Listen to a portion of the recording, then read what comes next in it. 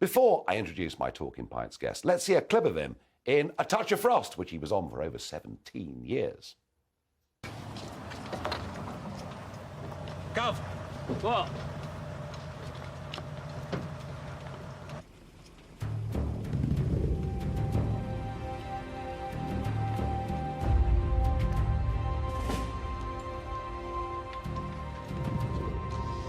Well, boys, they say it's much better to be born lucky than to be born rich. What are we gonna do? Well, I don't know about you, but I'm going home for a pint. You can always take him in, Jack.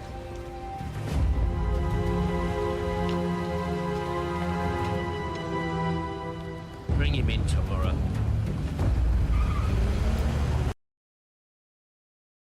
In real life, he's not George. In real life, he's John Lyons, and he joins me on Talking Pints. John, welcome to the A programme. pleasure. Thank you very much. And you surprised me with that. I didn't know you were doing that. Well, there we are. We don't brief you on everything, obviously. Your background, you come from, archetype East End, or what the East End was, the old East End, wartime baby. Very much. Father was a docker. Yes. Wasn't much money around.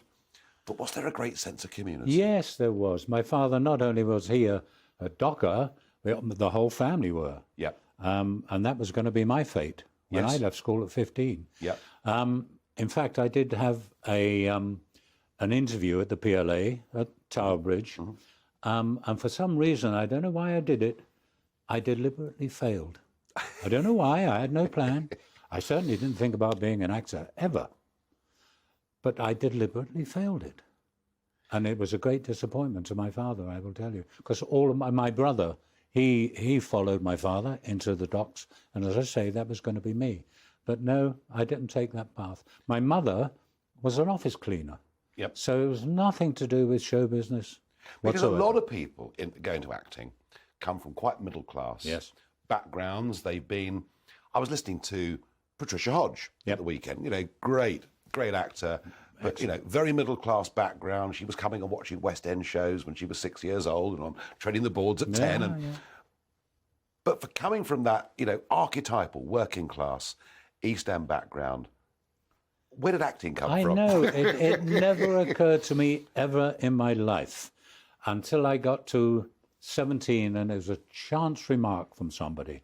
I'm playing football on a Sunday on Hackney Marshes, where thousands of men and boys played every Sunday. Yep. And I played for a small club, small pub side. And it just so happened a chap joined the pub side, and he was a journalist with our local paper, the East London Advertiser, and he wrote the showbiz page. And for some reason, about 2 weeks later, we're having a pint, just like this. Yep. And for some reason, I don't know why he did it, I don't know what he saw, but he suddenly turned to me and said, "Tell me, John, have you ever thought about becoming an actor?" I said, "What?" He said, "No, seriously." And out of his pocket, he took a card, a business card, of a new drama school that was opening at the Theatre Royal, Stratford, East London. He said, in about 2 months' time, he said, "I think you should try that." Well, I'd never thought of that before. 2 days later, I'm looking at this card. I'm now 17, and I'm looking at this card, and I thought, I wonder, why not? And I made the phone call. I got the audition pieces. I went along to the audition, and I got in. And I did 3 years of drama And that was school. with the Bow Bells accent? Yeah, very strong. Oh, a very strong Cockney accent. Yeah. But I had to have one lovely teacher. She took me under her wing, and she volunteered to come in every morning at 9 o'clock. School started at 10, and we did a one-to-one elocution lesson. And I did that every day for 3 years. Well, it certainly works. Well, it's meant that I can play many, many parts, Well, you not just did. Cockney villains. But in the 1970s, I mean, the stuff you were appearing in some of the biggest TV shows. You appeared in Upstairs, Downstairs. Correct. But it's the comedies that interest me. It's the 70s comedies. You were in some episodes of On the Buses. Correct. George and George Mildred. and Mildred. And this year, it's what I think of as carry-on humour. Yes. It's a very British kind of humour, Very isn't much it? so. Does it still exist today? Or? I don't think so. They don't really make programs like that anymore. No. At that time, during the late 60s and certainly all through the 70s, I used to do at least one a month. They were knocking these out, Thames Television, Reader Fusion, London Weekend. They were knocking them out left, right and centre. And I was lucky enough that people saw that I had a sense of humour and, please God, a bit of comedy timing.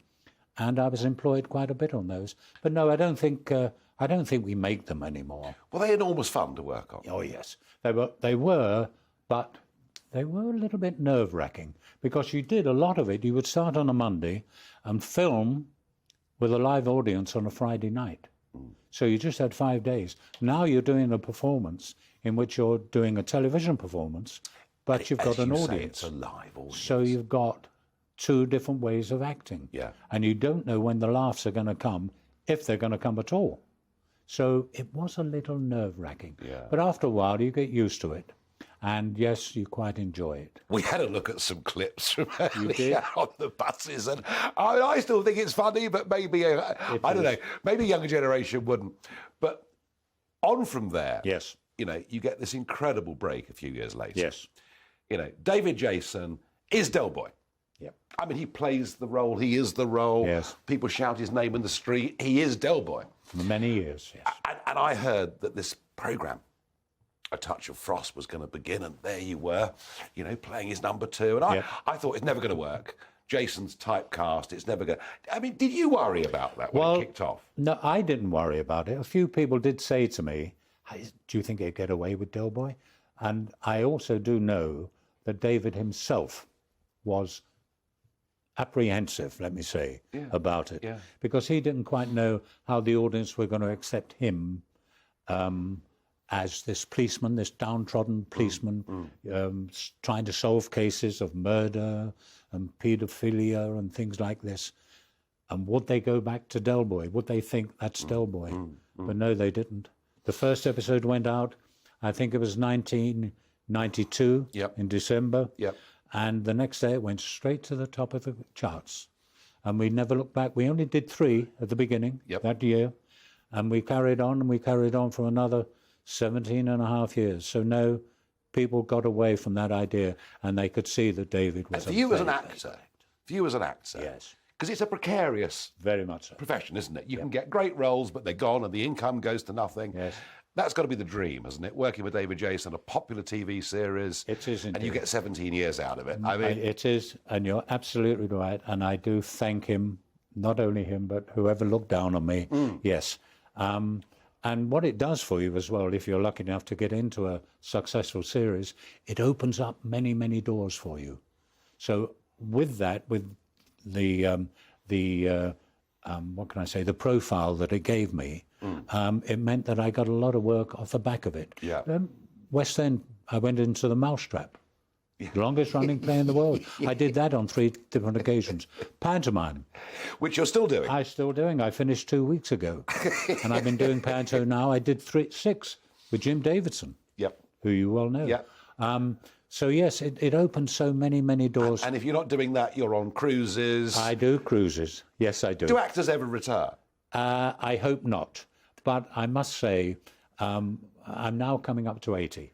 Yep, I'm coming up to 80. And I've been now doing it for 62 years. And I've been so lucky and so fortunate in able to do all that work that I've done. But my wife, Anne, and my daughter, Laura, have been saying to me, Dad, you really should slow down. And maybe they're right. Certainly with pantomime, twice a day, 2 shows a day, hard work. Yeah, but you seem to have an energy and enthusiasm for it. And it's all here, not just George. Because you were obviously quite worried about being typecast as George. Yes. From A Touch of Frost. But you've obviously not been. No, I haven't. No, I've played many, many parts, hence the name. Not the title, not just George. So it's meant that I've played many other parts since then. Doctors, lawyers, even judges. And that's helped with the voice as well. Advice to a young man or a young woman thinking about a career in acting? Yeah, well, it is difficult. It's probably more difficult now than it was when I started. In '64, there was a lot of work about. Now, on TV, there's not as much work for actors, and also in theatre. And if you go, I do tours of plays, which I do. But all those plays that go out now, they've only got maybe 4 actors, 5 actors in them, whereas years ago you would have had 10 actors. Now it's 1 set, 4 actors. So it is difficult. But if you want to try it, do. It's no good saying in 10 years' time, oh, if only. But you've got to be ready for a lot of knockbacks. Got to follow your dreams in life. You have haven't you? indeed. John Lyons, you seem one of the most contented people I've ever had on this programme. I am. Well, please God I am, and I'm a very lucky actor. Well, let's drink to that. And also in my private life. Thank you. Brilliant. Thank you.